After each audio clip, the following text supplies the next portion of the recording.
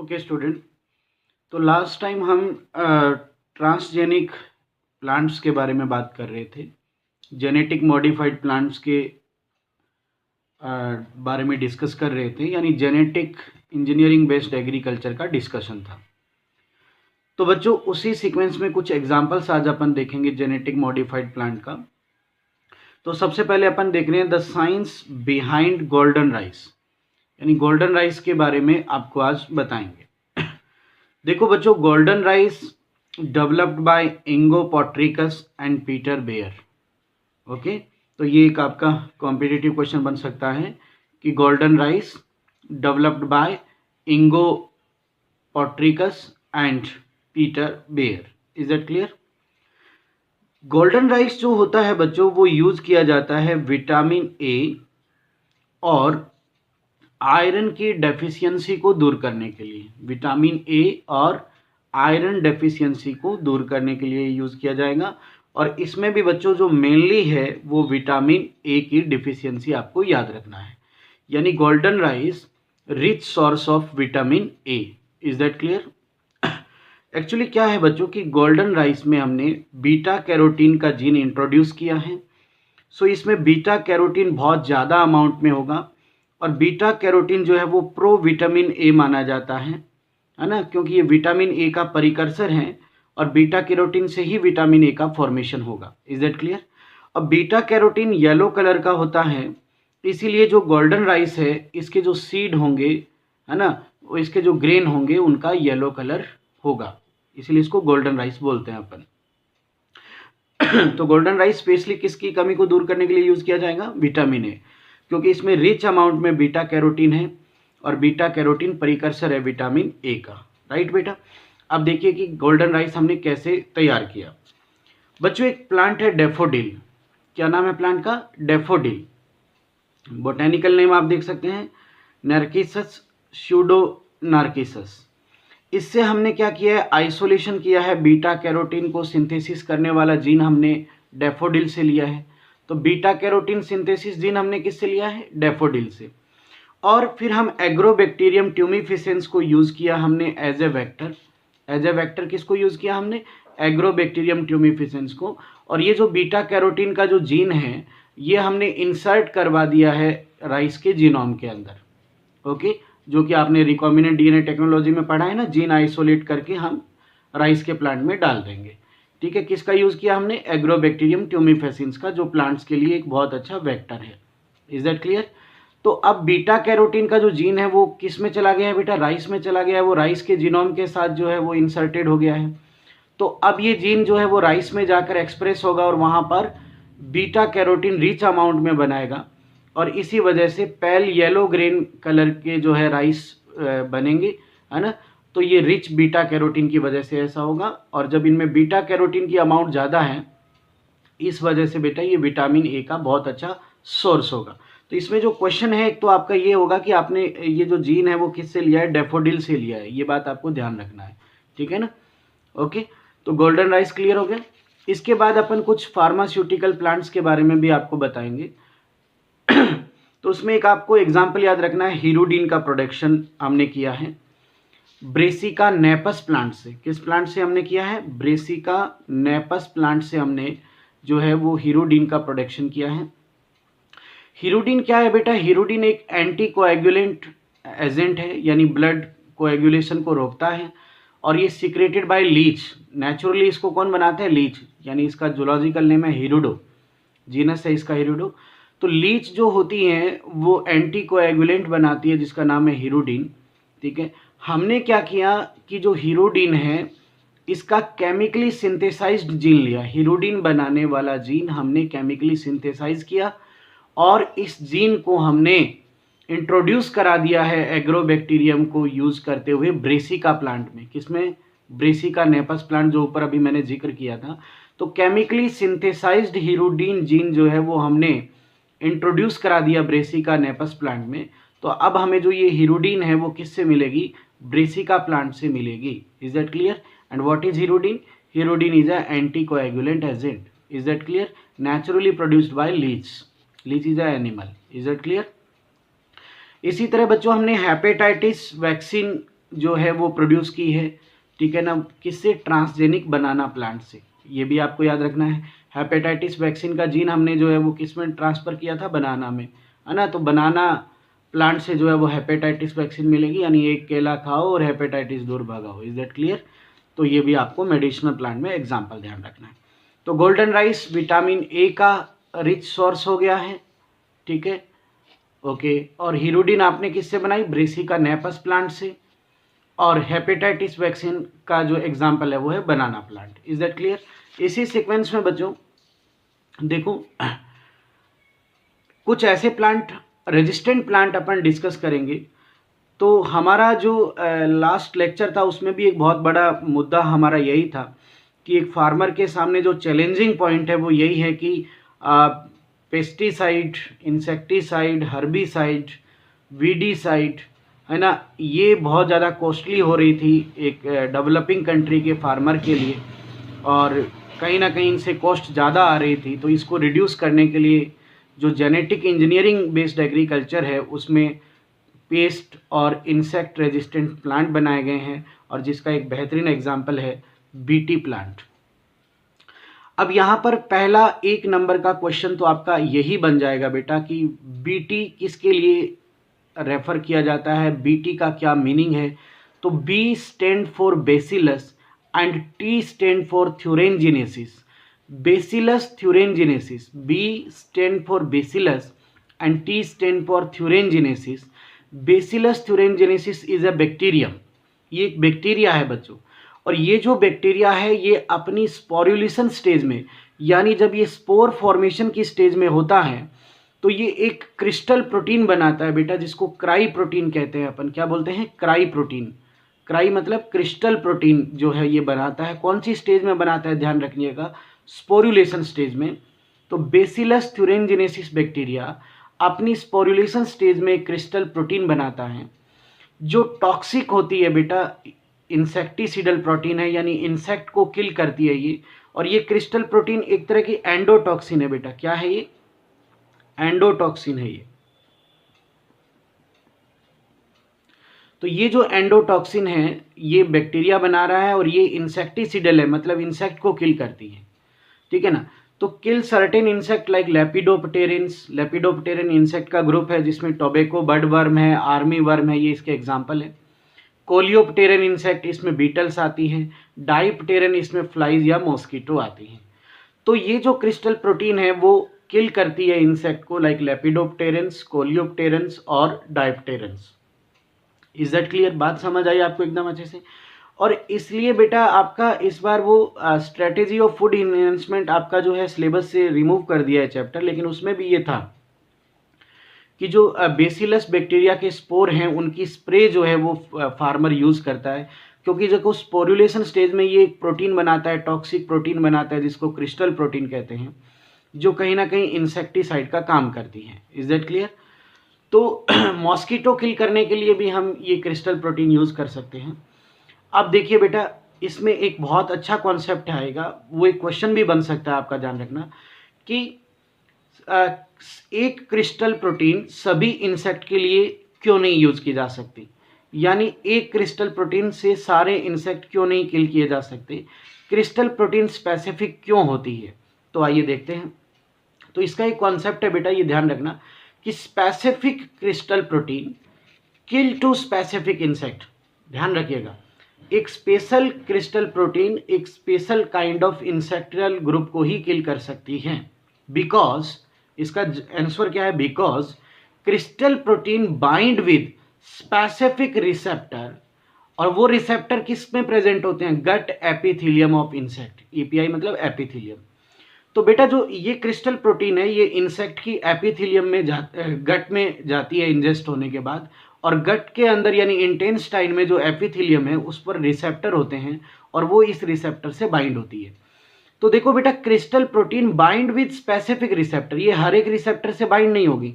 तो जहां इसको अपना रिसेप्टर मिलेगा ये उसी के साथ बाइंड होगी और उसी इंसेक्ट को किल करेगी, है ना। तो हर एक रिसेप्टर के साथ ये बाइंड नहीं होती है, ये किससे बाइंड होती है, स्पेसिफिक रिसेप्टर के साथ बाइंड होती है। तो यही इसका लॉजिकल आंसर है कि क्यों नहीं क्रिस्टल प्रोटीन सभी टाइप के इंसेक्ट को किल कर सकती, क्योंकि crystal protein bind with specific receptor and these receptors are present in epithelium, gut epithelium of insect. यानी जो इंसेक्ट की इंटेस्टाइन में जो एपिथेलियम है वहां पर इस क्रिस्टल प्रोटीन के बाइंड होने वाले रिसेप्टर्स प्रेजेंट होते हैं। Is that clear? One type of crystal protein not able to kill all type of insect. अभी मैं इसी की बात कर रहा था कि एक टाइप की क्रिस्टल प्रोटीन सभी तरह के इंसेक्ट को नहीं किल कर सकती, because bind with specific receptor, क्योंकि ये स्पेसिफिक रिसेप्टर से ही बाइंड होती है, राइट? तो ये भी आपका एक क्वेश्चन इसमें बन जाएगा। फिर देखो एक और क्वेश्चन है कि why does this toxin not kill the bacillus bacterium. हाँ भाई, जब ये क्रिस्टल प्रोटीन टॉक्सिक है और इसको बेसिलस बैक्टीरिया बना रहा है, तो फिर ये टॉक्सिन जो है उस बैक्टीरिया को ही क्यों नहीं किल कर देती? इसका जवाब सुनिए। इसका जवाब केवल यहीं तक सीमित है कि जो ये बीटी टॉक्सिन है या जो क्रिस्टल प्रोटीन है, बीटी टॉक्सिन भी बोल सकते हैं इसको आप और क्रिस्टल प्रोटीन भी बोल सकते हैं, ये प्रोटॉक्सिन फॉर्म में होती है, मतलब ये इनएक्टिव फॉर्म में होती है, लार्जर साइज की होती है। ये इसका साइज क्या है? लार्ज साइज है, ठीक है। और ये जो है इनएक्टिव फॉर्म में है, किसके अंदर? बैक्टीरिया में। तो जो बैक्टीरिया है उसमें ये इनएक्टिव फॉर्म में है, so not harm to bacteria, ठीक है ना, नॉट हार्म टू बैक्टीरिया। इसलिए ये बैक्टीरिया को हार्म नहीं पहुंचाएगी। क्यों नहीं पहुंचाएगी ये बैक्टीरिया को नुकसान? क्योंकि ये इनएक्टिव फॉर्म में है। बच्चों समझ आई ये बात? अब ये एक्टिव कैसे होती है, इंसेक्ट को कैसे मारती है, तो ये मैकेनिज्म मैंने इसी के अंदर बता दिया। आप देखिए पूरा कि बीटी टॉक्सिन किस फॉर्म में थी? प्रोटॉक्सिन फॉर्म में थी, मतलब इनएक्टिव फॉर्म में थी। जब ये बनी, जब बैक्टीरिया ने इसको स्पोर स्टेज में बनाया, तो ये इनएक्टिव फॉर्म में थी। अब देखो जैसे ही इंसेक्ट इस टॉक्सिन को इंजेस्ट करेगा, तो देखो ये एंटर हो जाएगी किसके अंदर? Intestine of insect. इंसेक्ट की इंटेस्टाइन में ये एंटर होगी। इंटेस्टाइन में क्या है आपको पता है? एल्किलिन जूस है, एल्केलाइन पीएच होती है वहां पर, और वहां पर प्रोटीएज एंजाइम भी होते हैं इंटेस्टाइन में। वंस अगेन दोबारा सुन लीजिए कि जैसे ये प्रोटॉक्सिन इंसेक्ट इंजेस्ट करेगा इसको, तो ये जो प्रोटॉक्सिन है वो इंसेक्ट के इंटेस्टाइन में जाएगी, और जो इंटेस्टाइन है वहां पर एल्केलाइन पीएच है, क्योंकि एल्केलाइन जूस बनते हैं इंटेस्टाइन में, तो वहां पर एल्केलाइन पीएच है। दूसरी बात, वहां पर प्रोटीएज एंजाइम होते हैं। तो क्या होगा बेटा कि जो एल्केलाइन पीएच पर ये जो प्रोटियोलाइसिस करने वाले एंजाइम है, प्रोटीन को ब्रेक करने वाले एंजाइम है, वो इस क्रिस्टल प्रोटीन का प्रोटियोलाइसिस कर देंगे, है ना। तो ये प्रोटियोलाइसिस किससे होगा बेटा? प्रोटीएज एंजाइम से। जो प्रोटीएज एंजाइम है वो इसका क्या कर देंगे? प्रोटियोलाइसिस कर देंगे क्रिस्टल प्रोटीन का। बात समझ आ रही है? तो ये जो क्रिस्टल प्रोटीन है ये ब्रेक हो जाएगी, और ब्रेक होकर ये एक्टिव क्रिस्टल प्रोटीन बन जाएगी, जो कि स्मॉल साइज की होगी, राइट। तो अब समझ आइए ये एक्टिव कहाँ होती है? इंटेस्टाइन में एक्टिव होती है, due to alkaline pH and due to proteolysis. ये ध्यान रखना, ये इसके एक्टिवेशन को पूछा जा सकता है कि ये एक्टिव कैसे होती है। बात समझ आ गई? करेक्ट। अब देखिए जो ये एक्टिव क्रिस्टल प्रोटीन है ये क्या है? स्मॉल साइज की है। अब ये क्या होगी बेटा? बाइंड हो जाएगी किसके साथ? मिडगट एपिथेलियम के साथ, यानी इंटेस्टाइन की जो मिडगट इंटेस्टाइन है, ठीक है ना, उसका जो एपिथेलियम टिश्यू है उसके रिसेप्टर के साथ, स्पेसिफिक रिसेप्टर के साथ ये जो एक्टिव प्रोटीन है वो बाइंड हो जाएगी। और बाइंड होने के बाद ये जो एपिथेलियम की सेल है उसमें पोर क्रिएट कर देगी, स्वेलिंग हो जाएगी सेल्स में, और अल्टीमेट सेल का लाइसिस हो जाएगा। मतलब जो ये एपिथेलियम है, जो मिडगट एपिथेलियम है, जो इंटेस्टिनल एपिथेलियम है, उसकी सेल लाइसिस हो जाएगी, वहाँ पोर्स बन जाएंगी, वहाँ सेल्स में स्वेलिंग हो जाएगी, और अल्टीमेट बेटा इंसेक्ट जो है उसकी डेथ हो जाएगी, यानी डेथ ऑफ इंसेक्ट।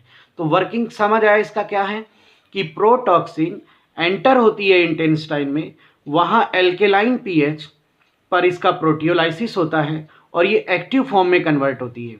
अब जैसे ये एक्टिव फॉर्म में कन्वर्ट होती है, ये स्पेसिफिक रिसेप्टर ऑफ एपिथेलियम के साथ बाइंड हो जाती है, और फिर ये उस एपिथेलियम में जो सेल्स हैं वहाँ पे पोर क्रिएट कर देगी, स्वेलिंग करेगी, और अल्टीमेट सेल्स का लाइसिस कर देगी, और फिर इंसेक्ट की क्या हो जाएगी? डेथ हो जाएगी। अब मुझसे कुछ बच्चे ये भी क्वेश्चन पुट करते हैं कि सर एक बात बताओ, जो बीटी प्लांट है उनमें ये टॉक्सिन होती है क्या? मैंने कहा बिल्कुल होती है। तो जैसे ही उस प्लांट को इंसेक्ट खाता है, इंसेक्ट मर जाता है, सही बात है। तो बच्चे बोलते हैं कि सर हम उस प्लांट के प्रोडक्ट को हम भी खाते हैं, तो ये टॉक्सिन हमारी इंटेस्टाइन में भी जाती है, राइट? बिल्कुल जाती है। हमारी इंटेस्टाइन में भी एल्केलाइन पीएच है, राइट? बिल्कुल है। हमारी इंटेस्टाइन में भी इसका प्रोटियोलाइसिस होगा, राइट, बिल्कुल होगा।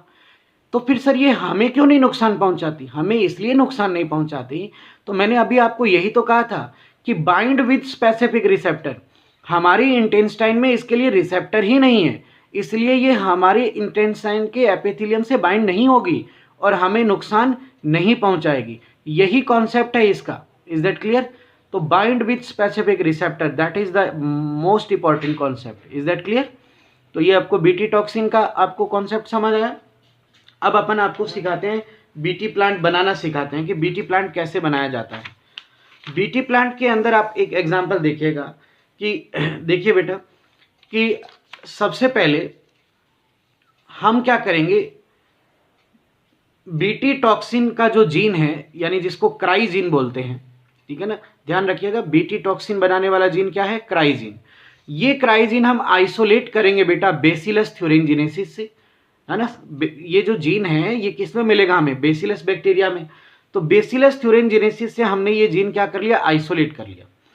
फिर इस जीन को हम क्या करेंगे बेटा, क्रॉप, जो भी क्रॉप हमें बीटी क्रॉप बनानी है उसमें हम ये इनकॉर्पोरेटेड कर देंगे, like cotton, corn, rice, tomato, potato, brinjal, soybean, जो भी बनानी है उसमें अपन ये जीन क्या कर देंगे? इंट्रोड्यूस कर देंगे, ठीक है। तो अब वो जो प्लांट होगा वो बीटी प्लांट के नाम से जाना जाएगा, बिकॉज हमने उसमें बीटी जीन क्या कर दिया? इनकॉर्पोरेट कर दिया, राइट। अब कुछ एग्जाम्पल देखिए।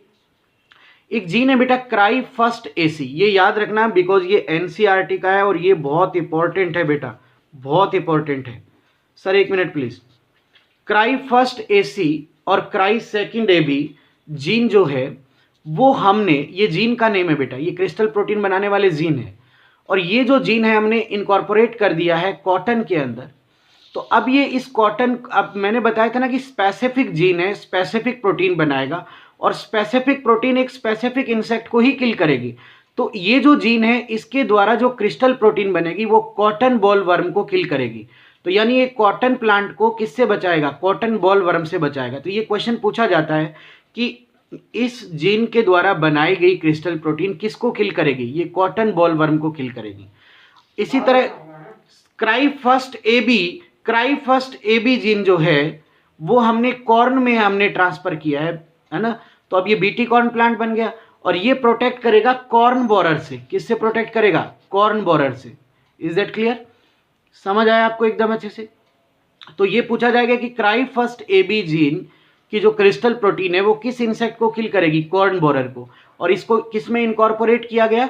कॉर्न में, है ना। और इस प्लांट को बीटी कॉर्न बोलेंगे। तो जो जहां पर हमने ये बीटी जीन या क्राई जीन इंटीग्रेट किया, इनकॉर्पोरेट किया है, उस प्लांट के आगे अपन BT cotton, BT plant, BT corn, BT brinjal ये वर्ड यूज करते हैं। Is that clear? और स्पेशल जीन स्पेशल प्रोटीन बनाएगा जो स्पेशल इंसेक्ट को ही किल करेगा। Is that clear? इसी सीक्वेंस में बेटा कुछ और जेनेटिक मॉडिफाइड प्लांट अपन बात करते हैं, जैसे सोयाबीन है, मेज है, वीट, ये हमने जेनेटिक मॉडिफाइड बनाए हैं और ये रेजिस्टेंट है अगेंस्ट हर्बिसाइड, राइट। टोबैको भी जेनेटिक मॉडिफाइड प्लांट है जो पेस्ट रेजिस्टेंट है। पोटैटो जेनेटिक मॉडिफाइड प्लांट हमने बनाया है जो हायर प्रोटीन कंटेंट वाला है। वैसे पोटैटो में स्टार्च ज़्यादा होता है, लेकिन जो जेनेटिक मॉडिफाइड है उसमें प्रोटीन कंटेंट भी ज़्यादा है। तो अब आपको जो पोटैटो है उसमें स्टार्च भी मिलेगा और प्रोटीन भी मिलेगा, है ना। कॉर्न ब्रिंजल है वो इंसेक्ट रेजिस्टेंट है, मैंने अभी ऊपर कॉर्न का एग्जांपल बताया आपको। And once again very important example, Flavr Savr tomato, ये वेराइटी है टोमेटो की, Flavr Savr tomato genetic modified है। एक्चुअली बेटा आप एक बात बताइए कि जो टोमेटो है उसके साथ क्या प्रॉब्लम है? टोमेटो जो है उसका जो शीथ है यानी इसकी जो वॉल है वो जल्दी डिजॉल्व हो जाती है। इस वॉल की जो मिडल है, कोई भी फ्रूट है, मैं आपको सेल बायोलॉजी में लेके चलता हूँ, कोई भी फ्रूट है उसके हार्डनेस किस पर डिपेंड करती है? उसकी सेल वॉल की मिडल लेयर पर डिपेंड करती है। सेल वॉल की जो लेयर होती है ना, primary cell wall, middle lamella, secondary cell wall, ये पढ़ा है ना आपने। तो जो मिडल लेमिला है कैल्शियम पैक्टेट की बनी होती है और कैल्शियम पैक्टेट जो है वो प्लांट का सीमेंट माना जाता है। तो जब तक मिडल लेमिला रहेगी वो फ्रूट हार्ड रहेगा, और जैसे ही फ्रूट राइपेनिंग होती है तो जो मिडल लेमिला है वो डिसॉल्व हो जाती है, इससे वो फ्रूट सॉफ्टनेस नेचर का आ जाता है।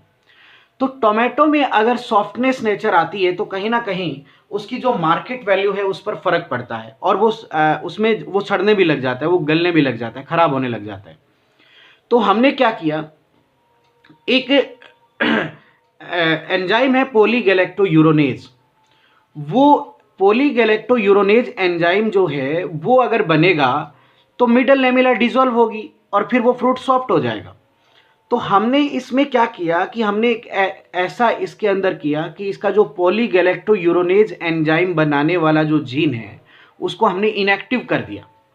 तो जब हमने उस जीन को इनएक्टिव कर दिया तो अब पॉलीगैलेक्टोयूरोनेज नहीं बनेगा, और पॉलीगैलेक्टोयूरोनेज अगर नहीं बनेगा तो इसकी सेल वॉल जो है वो डिसॉल्व नहीं होगी, और सेल वॉल की जो मिडल लेमेला है सॉरी वो डिसॉल्व नहीं होगी।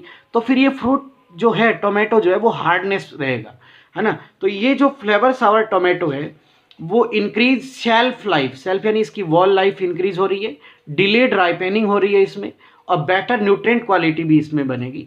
तो ये आप ध्यान रखना, टोमेटो की वैरायटी पूछी जाती है, और ये इसमें हमने जीन का सब्ट्रैक्शन किया है, ना कि जीन एडिशन किया है। मैंने जेनेटिक मॉडिफाइड प्लांट बनाने के दो मेथड बताए थे आपको, जीन एडिशन और जीन सब्ट्रैक्शन। तो हमने इसमें क्या किया, जीन को इनएक्टिव किया है, ना कि जीन एडिशन किया है। Is that clear? यानी हमने इसमें जीन सब्ट्रैक्शन किया है। Is that clear? समझ आ गया एकदम अच्छे से? तो ये कुछ जेनेटिक मॉडिफाइड प्लांट हमने बताए हैं, और दूसरे पार्ट में हम आपको एक और जो है जीन सब्सट्रैक्शन मेथड से जो है एक और इंसेक्ट पेस्ट रेजिस्टेंट प्लांट का एग्जाम्पल बताएंगे। ठीक है, थैंक यू वेरी मच।